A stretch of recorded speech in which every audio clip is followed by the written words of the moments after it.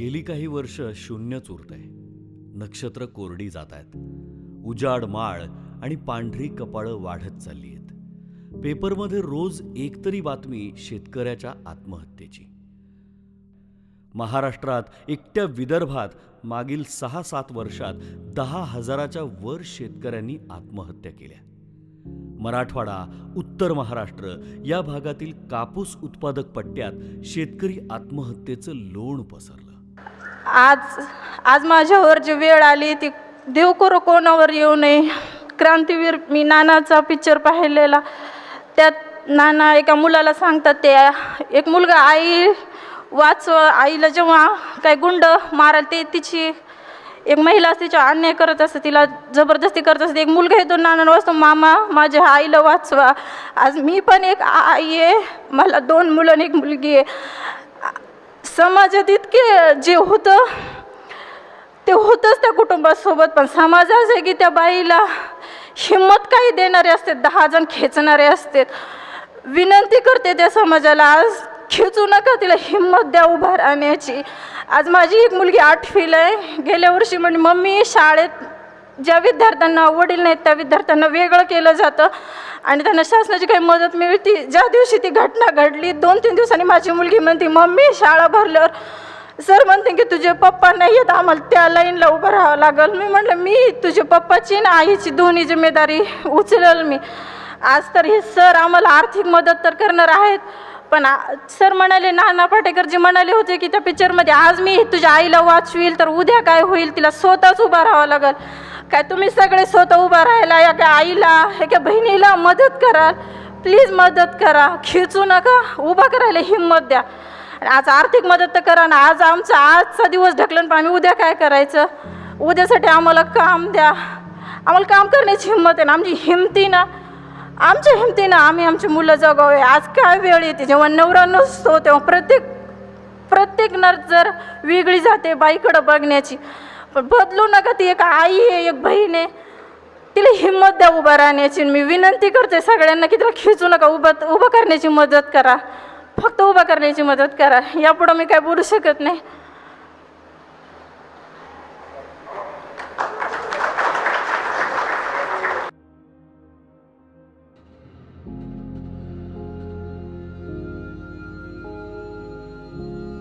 काय करणार या तरुण पोरी? आयुष्य कसं काढणार? आणि ती तान्ही पोर, त्यांचा काय दोष? आता नाही बघायची ती पांढरी कपाळं. हा प्रश्न मिटला पाहिजे. एकाही शेतकऱ्याने आत्महत्या करायला नको. पण काय करायचं त्यासाठी? सगळ्यांनी एकमेकांच्या हातामध्ये हात धरून आपण हा जो आताचा जो सद्य परिस्थितीमध्ये असलेला हा प्रॉब्लेम आहे तो आपण संपवायला पाहिजे. तो सगळ्यांनी मिळूनच करायचं, एकट्याने नाही जमणार. मग ठरलं, काम करायचं. जे जे समोर येईल ते काम करायचं.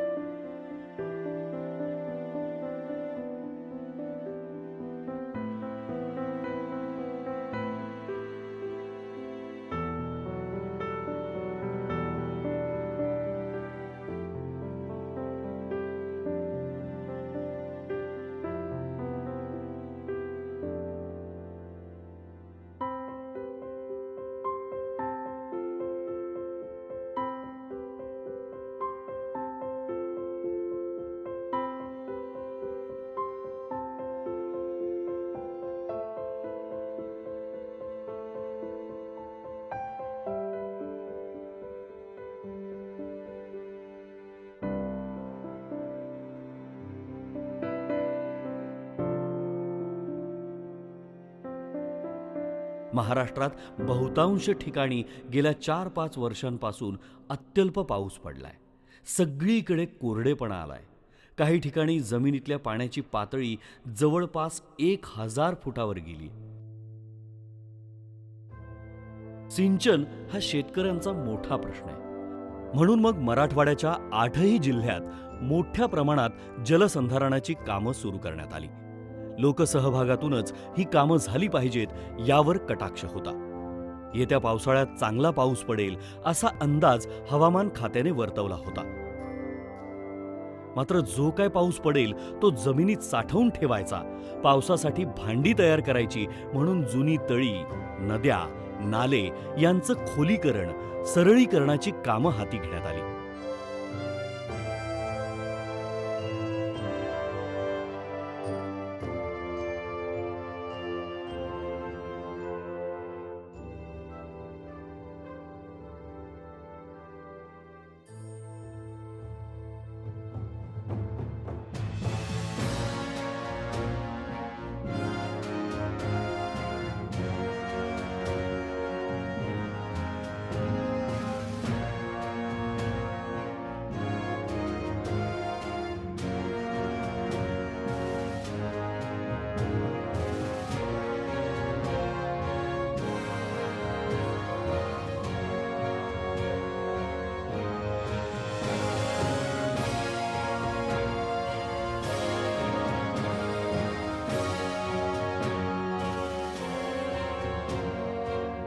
आत्महत्याग्रस्त शेतकऱ्याच्या कुटुंबांना वेगवेगळ्या माध्यमातून मदत करून त्यांचं जीवनमान उंचावणं, त्यांना एम्पॉवर करणं, त्यांना सशक्त बनवणं अशा दृष्टीचे प्रयत्न चालू आहेत. त्याचबरोबर वेगवेगळ्या गावामध्ये शेतकऱ्यांचं जीवनमान उंचावण्याच्या दृष्टिकोनातून, शेतीमधलं पाणी शेतीत अडवण्याच्या दृष्टिकोनातून जलसंधारणाची कामं त्यांनी चालू केलेली आहेत. ते अत्यंत अभिनंदनीय आहे. कारण आपल्या शेतकऱ्याचं जीवनमान जर उंचावायचं असेल तर शेतीमधलं उत्पन्न वाढलं पाहिजे आणि ते उत्पन्न वाढवण्यासाठी उत्पादकता वाढवणं गरजेचं आहे. उत्पादकता वाढवायची असेल तर शेतामध्ये पाणी असल्याशिवाय उत्पादकता वाढू शकत नाही. असल्याचा पाण्याचा उपयोग योग्य प्रकारे केल्याशिवाय आपण पुढे जाऊ शकत नाही.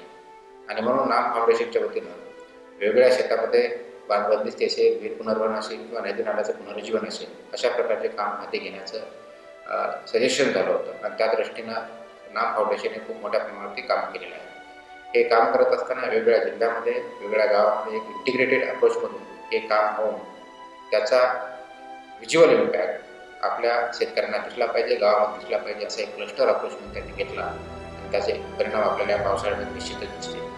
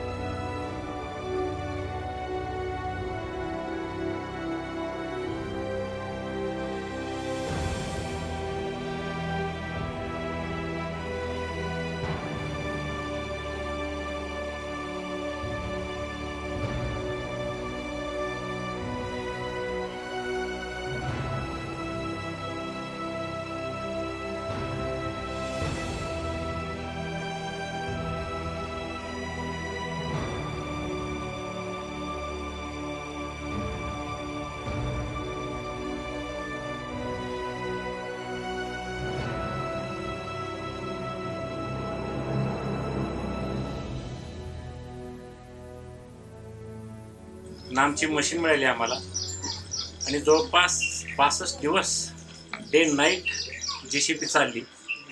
18 ते 20 किलोमीटरचं काम पूर्ण झालं.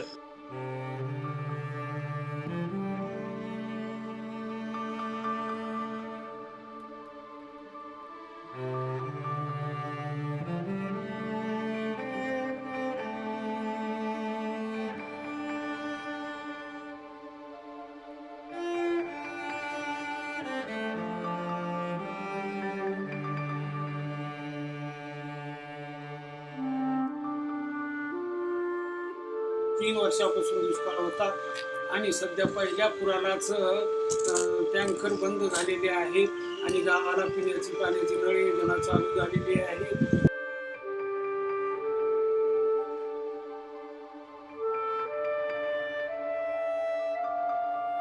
आमच्या विहिरीला बोरला 4 दिवसातच पाणी वाढलं इथे. याच्यामुळं आमचं 2-2 किलोमीटरपर्यंत पाण्याचा फरक होणार आहे.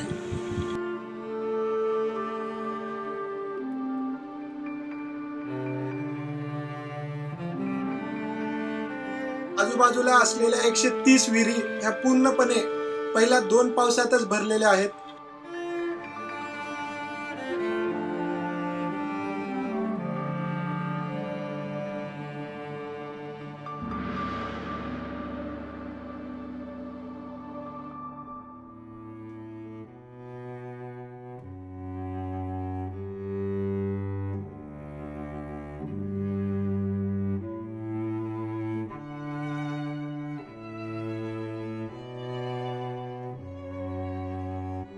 दुष्काळामध्ये इथे जनावरांसाठी पाणी राहत नव्हतं अगोदर, आणि जे आता हे नाम फाउंडेशनमुळे काम झालं त्यामुळे आता पाणी मुरायला लागले जमिनीत.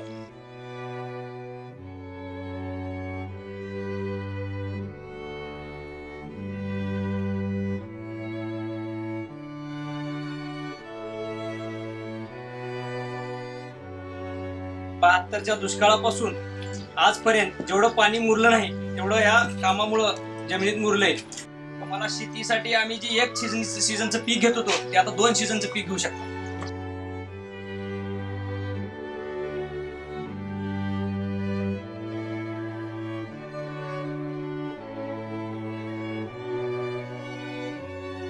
नाम फाउंडेशनचा जो काम आहे, प्रत्येक काम मध्ये आपण एक सायंटिफिक दृष्टिकोन पाहतो. आज रोजी मी असं पाहतो की बीडमध्ये असे बरेच गाव आहेत, मी आपलं नाव सांगू शकत नाही, संख्या सांगू शकत नाही, अनगिनत अनेक असे गाव आहेत ज्या ठिकाणी त्यांनी इतके चांगले जलसंधारणचे काम केलेले आहे. जलसंधारणचे काम करताना शासनाचा जो कार्यक्रम आहे जलयुक्त शिवार तो ऑलरेडी चालू आहे, पण त्यासोबत नाम फाउंडेशनद्वारा जो जलसंधारणचा जो काम आहे, मला असं वाटतं की त्यांच्या कामामुळे बरेच गावाचा म्हणजे बरेच असे गाव आहेत ज्याच्यामध्ये कायापालट आपण पाहतो आहे.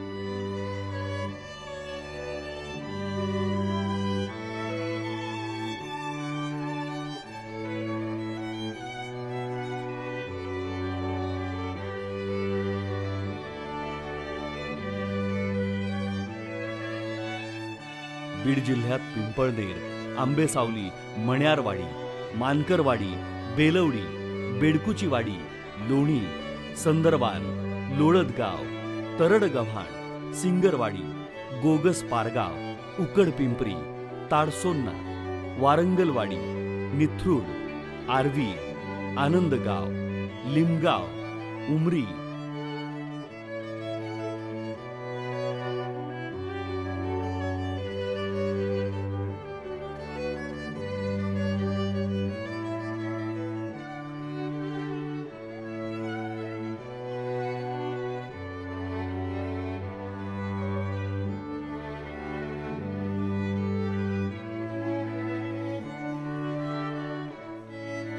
लातूर जिल्ह्यात चिखली, रामवाडी, सटाला, पाखार सांगवी, धनेगाव, मालेगाव, हिप्पाळगाव, सरोळा, शिवपूर, परचांडा, भिंगोली, चापोळी,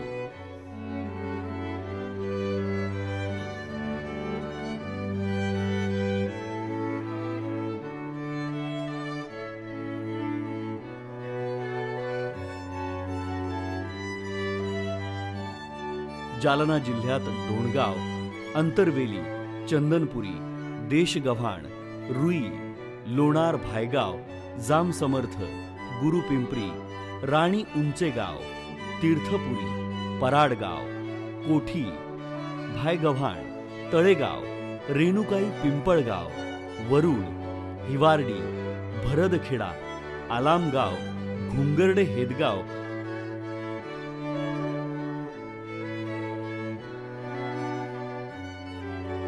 औरंगाबाद जिल्ह्यात कुतुबखेडा, पांढरी पिंपळगाव, धुंदलगाव, परभणी जिल्ह्यातील झरी, शेलगाव, चारठाणा,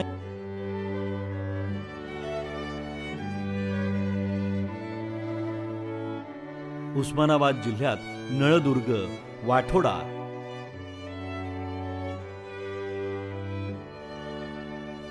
सोलापूर जिल्ह्यात सांगोळगी, मिराजगी, सांगवी, कर्नूल, नांदेड जिल्ह्यात मालेगाव, देळूर, शिरूर दाभाडे, सावरगाववाडी, नायगाव, येवती, पिंपळगाव, वाघलवाडी, रिठा, केदारघुडा, दरे सरसम, काटकळंबा, उस्माननगर, किनवट, आंबडी नाला आणि रुई. वर्धा जिल्ह्यात आमला या गावी 8.5 किलोमीटर, यवतमाळ जिल्ह्यात उमरखेड येथील अंबोना तलाव, नागपूर जिल्ह्यातील कुही गावातील टाकळी तलावाचा 70 एकर भागातील गाळ काढण्याचं काम SV कंपनीचे प्रमोद पटवर्धन आणि नाम करत आहेत.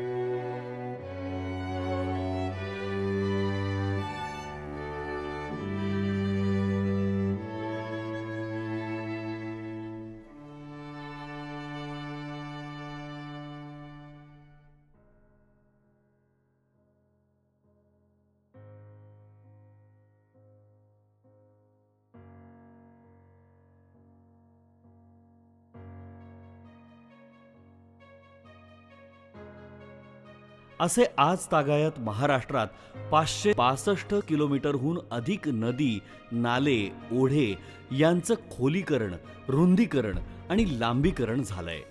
यामध्ये 1,21,90,162 क्युबिक मीटर गाळ काढून याच्या 1000 पट पाण्याचा संचय यामध्ये होणार आहे.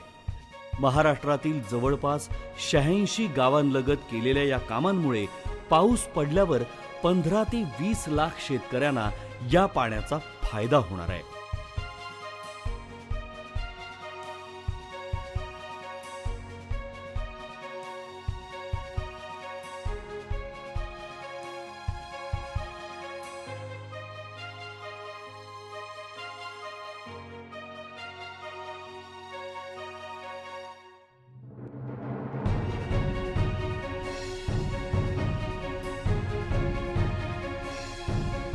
नामची ही सर्व कामं 15 सप्टेंबर 2015 ते 15 जून 2016 या कालावधीत करण्यात आली आणि यापुढेही नामचं काम अशाच पद्धतीने अविरत सुरू राहील.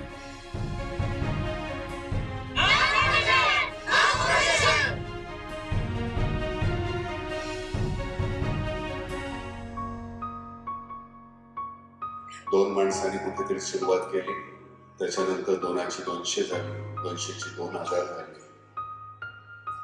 2000ची लाखांनी झाली, करोडोत होईल.